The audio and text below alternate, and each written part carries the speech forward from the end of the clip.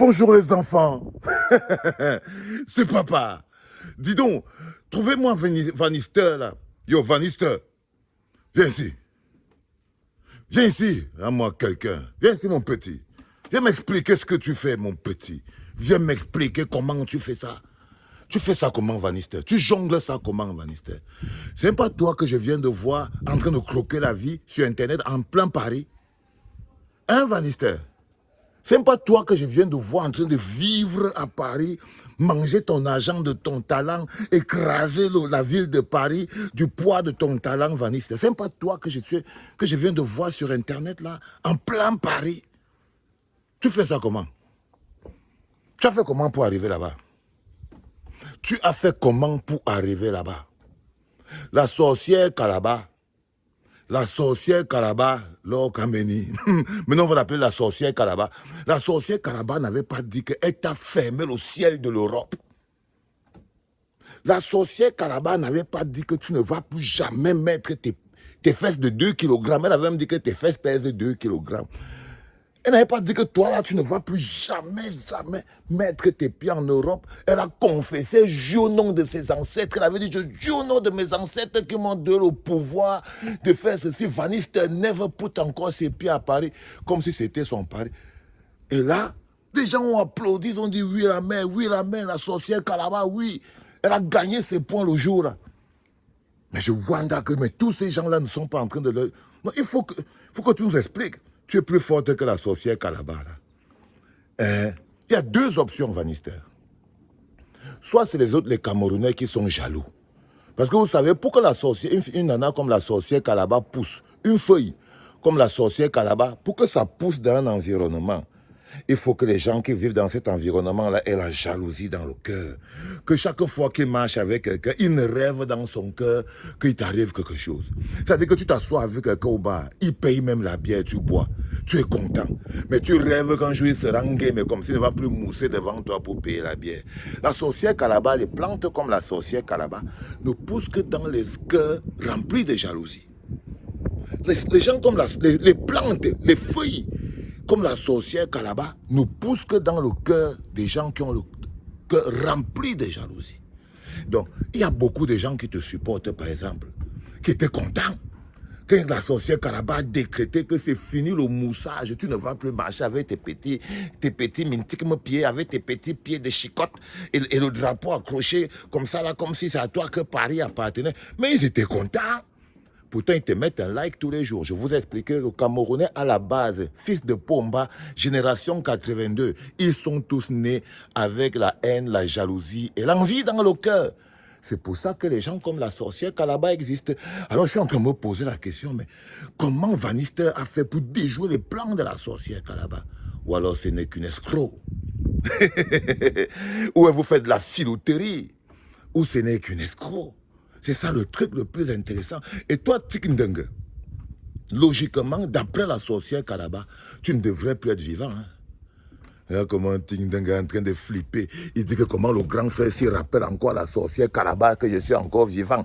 Peut-être que la sorcière Calabar peut se rappeler de ma présence là et elle tourne la marmite et tout. T'as peur, non, Tikindeng? Quand je rappelle à la sorcière Calabar, que la sorcière Calabar avait dit que bientôt c'est toi. Mais je me suis étonné que Tikindeng est encore vivant. Oh! C'est pas normal, les gars. Comment elle fait pour être encore vivante, Tikindeng, alors que la sorcière Calabar... Comment il fait même pour être encore vivant, Zizou? Peut-être qu'on doit attendre. On attend encore un peu la sorcière Calabar. Ou bien ce n'est pas encore prêt. Ou bien ce n'est pas encore l'heure. Ou bien alors ils avaient dit qu'ils étaient immortels, parce que peut-être qu'ils sont immortels, et là tu as décrété qu'ils vont perdre leur immortalité. Parce que tout le monde est censé partir à un moment. Hein. Annoncer la mort de quelqu'un, ce n'est pas quelque chose qui est... Il ne faut pas être un magicien pour annoncer la mort de quelqu'un, parce que tout le monde va mourir. Ah, parce que tout le monde va mourir. C'est ce que je veux dire? Tout le monde va mourir. Donc quand quelqu'un te dit que tu vas mourir bientôt, je ne crois pas qu'il t'a informé de quelque chose. Hein. Il ne t'a pas informé de quelque chose. Il t'a dit quelque chose qui va arriver tout le temps. Ok? Donc là, je suis tranquille en train de rigoler parce que je suis en train de me poser la question en ce moment. C'était quand il y a vu une date. Peut-être que la date là n'est pas encore arrivée. Non, la date là n'est pas encore arrivée. Tic, ça va, tu peux encore dormir tranquille. D'après les statistiques de la sorcière Calabar, ta date n'est pas encore arrivée. Et même la date même de mon petit Zizou 237 là, sa date n'est pas encore arrivée. Hein? Mais là, il faut quand même que le gars Vanister nous explique comment il a fait. Mais non, il n'y a rien à expliquer, les gars.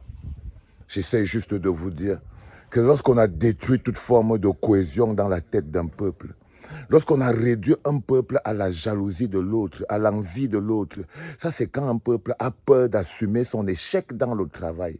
Quand un peuple a peur d'assumer sa propre contrepartie. Par exemple, vous êtes là-bas au Cameroun, vous pouvez mourir la pauvreté, mais vous ne voulez pas accepter que dans votre état de pauvreté, il y a quand même 15 ou 20% de votre propre responsabilité.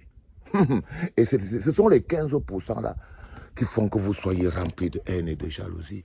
Ce sont les 11% là qui vous disent tous les jours, à dire aux gens, va travailler, va faire ceci. Non, non.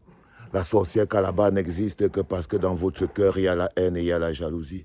Parce que vous enviez vos stars. Même quand vous les regardez à la télé, vous rêvez qu'il leur arrive quelque chose. Même quand vous regardez le petit Vanister à la télé, vous rêvez qu'il lui arrive quelque chose pour que vous dites qu'il était parti mettre la main. Même vous êtes chez vous, vous regardez le petit Zizou, vous rêvez, vous attendez qu'il arrive quelque chose à Valsero pour que vous dites que vous aviez raison de rester stoïque, de ne pas bouger.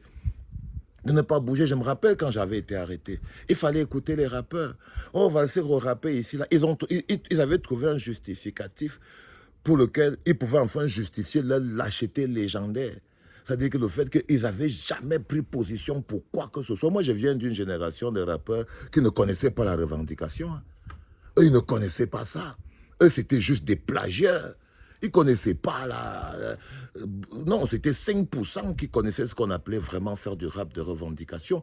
Et puis après, ils ont commencé à dire que c'est moi qui suis le problème. Vous voyez ce que je veux dire? Que non, oh, voilà. Et quand on m'a arrêté, ils ont dit, bah voilà les conséquences. Quand on vous disait depuis que le gars là, il vous tape à l'œil, le gars là, il vous met dans les problèmes, le gars là, c'est un rappeur à problème. Mais quand je me suis retrouvé en prison, ils avaient donc le justificatif clair pour pouvoir dire c'est eux qui avaient raison. La preuve, Valsero en prison. Donc, quand on vous dit de ne pas parler des affaires de politique, il ne faut pas parler. Et ils avaient utilisé ça.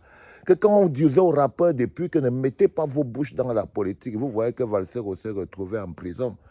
C'est comme ça que vivent les gens qui vivent par embuscade. Les enfants, mettez l'amour dans vos cœurs. Je vous dis, aimez les choses. Arrêtez de jalouser. Et pour arrêter de jalouser, il faut avoir ses propres choses. Quand tu as ta propre maison, tu ne jalouses pas quelqu'un qui a sa propre maison. Donc, si tu veux enlever la jalousie dans ton cœur, il faut avoir ta propre chose. Ta propre femme, ta propre maison, ta propre voiture, tes propres problèmes, tes propres soucis. Comme ça, tu ne vas pas jalouser et envier les problèmes des autres. Parce qu'une maison, ce sont les problèmes. Quand tu regardes la maison de quelqu'un, tu ne sais pas qu'on paye l'eau, le courant, on nettoie, on fait tout. Même la maison, c'est les problèmes. Donc quand tu as ta propre maison, tu as tes propres problèmes. Ça t'empêche de jalouser les gens. Avoir ta propre voiture. Ici, tout le monde qui a une voiture n'a pas forcément l'argent. Il s'est mis dans les problèmes. C'est-à-dire, il a fait un prêt. Donc si tu veux aussi avoir la voiture, mets-toi dans les problèmes, prends un prêt et commence à avoir tes propres problèmes. C'est ça la vie. Ayez vos propres problèmes. Arrêtez de jalouser les problèmes des autres. Apprenez à apprécier votre propre bonheur. Même vos souffrances vous appartiennent. Même vos souffrances, vos propres souffrances, elles sont à vous. Vous n'avez pas à vouloir partager vos souffrances avec les gens parce que chacun a ses propres souffrances. Et elles sont propres à nous. Personne ne doit vous voler vos souffrances. Parce que quand quelqu'un te vole ta souffrance, c'est comme si tu as volé ton âme. Parce que la souffrance fait partie de l'âme et de l'esprit. Ayez vos propres souffrances. N'ayez pas peur d'avoir vos propres souffrances. Et si vous n'avez plus peur de vos propres souffrances, vous n'aurez plus peur des choses comme les Lord Kameni, la sorcière Calabar. C'était très important. Donc je voulais dire que Vanister, il a pété le tableau de verre. Il vous a démontré que la sorcière Calabar, c'était qu'une arnaque. Oh les enfants, les vacances, ça me fait du bien. C'était papa.